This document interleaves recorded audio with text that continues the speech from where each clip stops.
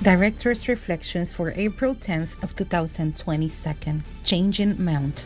Hundreds of printed newspapers disappeared or changed their mount during the most critical periods of the COVID pandemic, an unequivocal sign that the model that sustained them for almost 200 years entered a drawn phase. This model had already been showing its fragility since a progressive advance in digital media was taking away its readers and advertisements at the same time that the rises in the prices of its basic supplies drain its profits balances year after year. Changing mounts, that is, riding a different business model, was the inevitable alternative in the face of evidence that through digital means they could replicate the strong breaches of journalism and ensure the sustainability of their companies in the face of a market of new audiences and business opportunities like never before. It was the coronavirus pandemic, as I told those attending a conference I gave in La Vega these days, that made us all jump out of our comfort zones and out of attachments to the legacy of traditions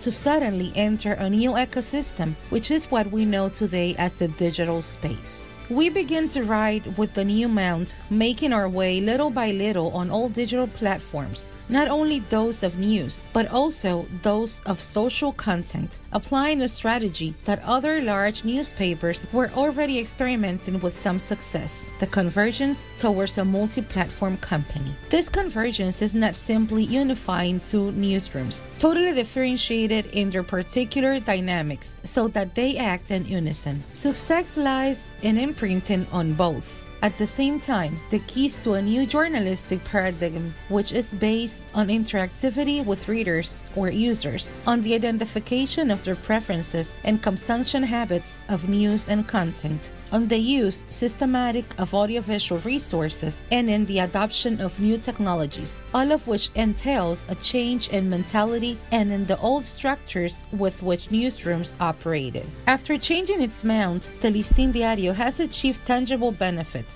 Our website scored 508 million entries last year, 2021, making us the third most viewed portal in the Dominican Republic, behind Google and Facebook, and we currently register more than 1 million followers on each of the three most popular platforms: Twitter, Facebook, and Instagram. For Listín Diario, voiceover and translations by Indira Rodriguez.